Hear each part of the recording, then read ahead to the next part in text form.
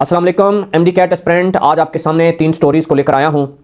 पहली story, Islamabad high court के अंदर इंट्रा कोर्ट अपील का क्या अहवाल था, वहाँ इस्लामाबाद हाई कोर्ट ने क्या फ़ैसला किया। इसके साथ साथ लाहौर हाई कोर्ट के अंदर जो की रेक्टिफिकेशन का केस लगा हुआ था उसका क्या सिनेरियो हुआ।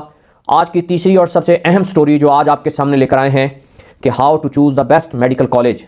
आपने अपने बेस्ट मेडिकल कॉलेज को कैसे सिलेक्ट करना है, उसकी कौन कौन सी ऐसी चीज़ें हैं जिनको देखकर आपने इस कॉलेज को ज़्यादा अच्छे तरीके से और बेहतर तरीके से चूज़ करना है। सबसे पहले तो आपको मैं बता दूं कि इस्लामाबाद हाई कोर्ट के अंदर जो इंट्रा कोर्ट अपील केस लगा हुआ था वो आज नहीं हो सका, वो पेंडिंग हो गया है और उसकी आगे फर्दर कोई डेट भी मुकर्रर नहीं हुई। उसके अंदर एक जज की अदम दस्तयाबी की वजह से ये इंट्रा कोर्ट अपील केस आज नहीं सुना गया, इसकी हियरिंग नहीं हो सकी और आगे भी इसकी कोई डेट नहीं अनाउंस की गई। यानी अभी तक ये काज लिस्ट के अंदर शामिल नहीं है और अब ये कंफर्म डेट नहीं है कि दोबारा कब इस केस का फैसला होगा या कब केस की सुनवाई होगी। अब हम दूसरे केस की तरफ चलते हैं। लाहौर हाई कोर्ट के अंदर जो केस हमारे सामने आया उसके अंदर आज जज ने बहुत ज़बरदस्त फैसला दिया है और उसने कहा है कि UHS को डायरेक्शन दी है कि आप इन स्टूडेंट से मिलकर 2 दिन के अंदर अंदर इनकी रेक्टिफिकेशन का मामला क्लियर करें और हमें दोबारा जवाब सबमिट करवाएं। यानी अब 2 दिसंबर और 3 दिसंबर ये 2 दिन उन्होंने दिए हैं UHS को कि वो इस मैटर को क्लियर करे और बच्चों के साथ मिलकर मुफाहमत करके जो इनका मसला है इस मसले को हल करें। तो अब सिनेरियो ये हुआ है कि UHS के ऊपर ये बात चली गई है, यानी कोर्ट ने गेंद UHS की कोर्ट में डाल दी है। अब UHS ने ये फैसला करना है कि क्या वो की रेक्टिफिकेशन का अमल स्टार्ट करते हैं या वो UHS को ये जवाब दायर करते हैं कि जनाब हम तो मेरिट लिस्टें लगा चुके हैं, हमने सोल्यूशन का एक पोर्टल बनाया था, हमने इन्हें ऑप्शन दी थी, हमने कहा था जिसको कोई मसला है वो इस पोर्टल पर अपनी अपनी कंप्लेंट दर्ज करें। ये भी हमने इन्हें स्पेसिफिक टाइम दिया था, 1 हफ्ते का टाइम दिया था और हमने कहा था कि आप अपने मैटर को सॉल्व करवा लें और उस तक किसी ने भी कोई रेक्टिफिकेशन के मामले में हमसे बात नहीं की। अब चूँकि मेरिट लिस्टें लग चुकी हैं, सब कुछ हो चुका है, तो अब हम इन्हें कैसे फैसिलिटेट कर सकते हैं जबकि सारा अमल कंप्लीट हो चुका है। ये मेरा एक एनालिसिस है कि हो सकता है कि UHS की तरफ से ऐसा जवाब आए क्योंकि वो ऑलरेडी अपने सारे प्रोसेस कंप्लीट कर चुके हैं। तो बहरहाल देखते हैं कि 3 दिसंबर तक का टाइम दिया उन्होंने, देखते हैं 4 दिसंबर को क्या जवाब दायर होता है या 3 दिसंबर को ही कौन सा जवाब UHS इस कोर्ट के अंदर लाती है और कैसे कोर्ट को मुतमिन करती है। सबसे अहम स्टोरी आज की वो है how to choose the best medical college. As analyst या एक एक्सपीरियंस की बेस पर अपने तमाम स्टूडेंट्स के साथ डिस्कशन करने के बाद मैं एक फैसले पर पहुंचा हूं कि जब भी आप कोई मेडिकल कॉलेज को चूज़ कर रहे होंगे तो आपको 3 तरह के मसाइल सामने आएंगे। नंबर 1, एक तो आपको फाइनेंशियली क्राइसिस का सामना करना पड़ेगा। नंबर 2, आपको रिहाइश के लिए कंप्रोमाइज़ होना पड़ेगा। नंबर 3, आपको अपनी स्टडी से भी कंप्रोमाइज़ होना पड़ेगा।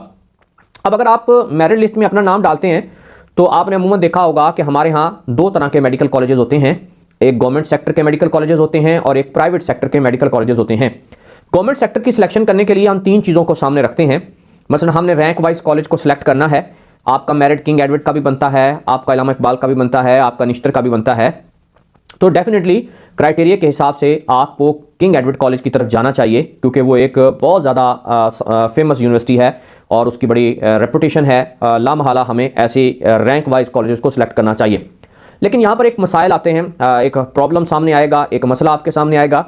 वो मसला ये है कि देखें, अगर आप किसी भी छोटे इलाके से ताल्लुक़ रखते हैं, यानी फिनेंशियली आप इतने स्ट्रॉन्ग नहीं हैं और आप किंग एडवर्ड कॉलेज को सिलेक्ट कर लेते हैं तो वहाँ मैथ्स का ख़र्चा आपसे अफोर्ड नहीं हो पाएगा, आपकी बुक्स का ख़र्चा आपसे अफोर्ड नहीं हो पाएगा, लामहला आप परेशानी आपके लिए क्रिएट होगी। तो आपने उससे बेहतर वो वाला ऑप्शन लेना है जो आपके घर के पास है ताकि आप रोज़ अपने घर से निकलें और घर वापस आएँ। इससे आपको मैथ्स का ख़र्चा भी बच जाएगा, पिक एंड ड्रॉप का प्रॉब्लम भी ख़त्म हो जाएगा। इसके साथ साथ सबसे बड़ी बात यह है कि घर का खाना खाना पड़ेगा, कपड़े आपको प्रेस होकर मिलेंगे, नींद आप प्रॉपर कर सकेंगे, स्टडी को फोकस कर सकेंगे, कोई मसले मसाइल आपके लिए नहीं होंगे। अच्छा, अब इसमें बच्चे मुझे कहेंगे कि यार ये पागल आदमी है जो हमें बता रहा है कि जी किंग एडवर्ड को छोड़कर आप निश्तर मेडिकल कॉलेज को सिलेक्ट कर लो या इलामा इकबाल को कर लो। तो मैं आपको पहले भी बता चुका हूँ कि अगर आप फाइनेंशियली सपोर्टिव हैं, आपको कोई प्रॉब्लम नहीं है, तो रैंक वाइज टॉप यूनिवर्सिटी को आप सिलेक्ट करें। अच्छा, अब इसमें एक सिनेरियो और भी आता है। मसलन अगर आप नारोवाल के रहने वाले हैं और आपका मेरिट किंग एडवर्ड का आ गया तो अब आप किंग एडवर्ड को छोड़कर नारोवाल मेडिकल कॉलेज को सिलेक्ट ना करें बल्कि किंग एडवर्ड को सिलेक्ट करें और ऐसी जगह अपने आप को कंपनसेट करें कि आप अपनी ये जितने भी फाइनेंशियली प्रॉब्लम्स हैं वो बेहतर कर सकें, कोई ट्यूशन वगैरह हैं, कोई वालदैन से एक्सपेंस जो है वो मैनेज करके आप अपनी उस या बाहर कहीं अच्छी जगह पे आप हॉस्टल ले लें। इस तरीके से आप अपने आप को मैनेज करें कि आप किंग एडवर्ड को सिलेक्ट करें, ना कि आप नारोवाल को करें। लेकिन अगर आप फाइनेंशियली स्ट्रांग नहीं हैं और आपके वालदैन आपके लिए ऐसा कुछ नहीं कर सकते, तो फिर आप नारोवाल भी सिलेक्ट कर लेंगे तो कोई मसला नहीं, फिर आप MBBS तो कर रहे हैं और कोई मसला नहीं, अल्लाह खैर करेगा, आप एक अच्छे डॉक्टर बन के निकलेंगे। अच्छी प्रैक्टिस करेंगे तो एक ना एक दिन आपका नाम भी रोशन हो जाएगा। अब इसमें एक और बात बड़ी अहम है कि जब आप गवर्नमेंट कॉलेज को सिलेक्ट कर रहे होते हैं तो गवर्नमेंट कॉलेज को सिलेक्ट करने के लिए एक और भी चीज़ देख लें। मसलन अगर आप नारोवाल में नहीं जाना चाहते तो थोड़ा सा आगे आ जाएं, किसी और छोटे से मेडिकल कॉलेज की तरफ आते हैं, गवर्नमेंट के सेक्टर की तरफ, किंग एडवर्ड की तरफ नहीं जाते। मतलब आप जाते हैं, सारा दिन पढ़ते हैं, पढ़ने के बाद शाम को वापस आ जाते हैं। तो अगर इस तरह का कोई सिनेरियो हो जाए तो डेफिनेटली फिर आप अच्छे रैंक वाले कॉलेज को सिलेक्ट करें, छोटे रैंक वाले कॉलेज को सिलेक्ट ना करें।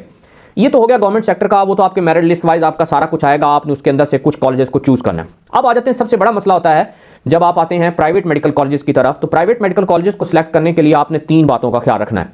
एक तो सबसे पहले जिस भी कॉलेज में आप एडमिशन लेने जाते हैं आप उसे फिजिकली विजिट करें और उसमें मौजूद स्टूडेंट से कन्वर्सेशन करें।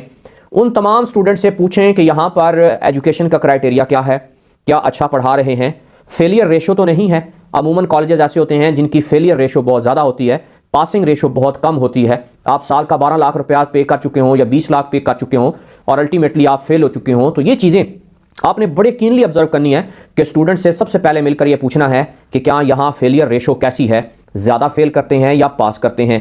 पहला सिनेरियो तो आपने ये फॉलो करना है। दूसरी बात आपने ये देखनी है कि यहाँ पर अटेंडेंस रेशो क्या है, क्योंकि गवर्नमेंट ने, आपको पता है कि PMDC ने जो आपकी अटेंडेंस है वो 75% या 70% की हुई है। तो बाज़ कॉलेजेस अपनी ही रूल बना लेते हैं, वो कहते हैं जी 85% आपकी अटेंडेंस होगी तो हम आपको पास करेंगे, अदरवाइज रिजल्ट्स में यानी एग्जाम्स में नहीं बैठने देंगे। तो इन चीज़ों का भी आपने ख्याल रखना है कि क्या यहाँ कोई फ्लक्चुएशन तो नहीं हो रही, क्योंकि अक्सर ये करते हैं कि 50-20% जो है वो इस तरह करके फ़ाइन लगा देते हैं और फिर आपसे एक्स्ट्रा चार्जेस वो ले लेते हैं। तो ये बहुत सारे एक्सपीरियंस हमारे सामने आए हैं और हमारे शागिर्दों ने हमें बताया है। तो पहली बात तो आपको मैंने बताई है कि आपने देखना है कि क्या उसकी फेलियर रेशो ज़्यादा है या पासिंग रेशो ज़्यादा है। दूसरा, क्या वो मिसलिनियस चार्जेस वगैरह तो नहीं बना लेते, फाइन वगैरह तो नहीं कर देते, अटेंडेंस को फ्लक्चुएट तो नहीं करते। अच्छा, सबसे तीसरी बात कि उनके हॉस्टल का क्या क्राइटेरिया है, क्या हॉस्टल उनका कॉस्टली है या हॉस्टल उनका बिल्कुल अंदर ही है या हॉस्टल उनका दूर है जहाँ से पिक एंड ड्रॉप होकर आ रही है। क्योंकि डेफिनेटली अगर हॉस्टल दूर होगा तो आपका टाइम वेस्ट होगा, आप प्रॉपरली काम नहीं कर पाएंगे।